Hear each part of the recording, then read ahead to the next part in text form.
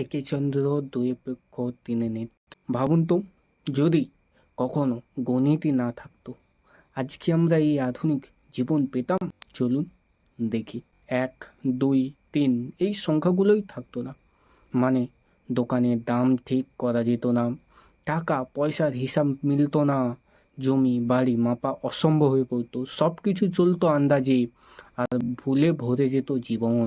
না থাকলে ইঞ্জিনিয়ারিং হতো না, ডাক্তার স্ক্যান রিপোর্ট পড়তে পারতো না, রকেট আকাশে উড়তো না, মোবাইল ইন্টারনেট সবই বন্ধ হয়ে যেত।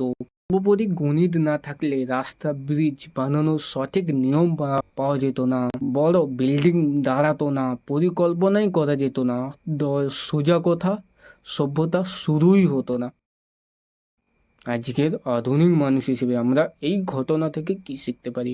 ১, ছোট হিসেব বড় সিদ্ধান্ত বানায়। ২, লজিক থাকলেই জীবন সহজ হয়ে ওঠে।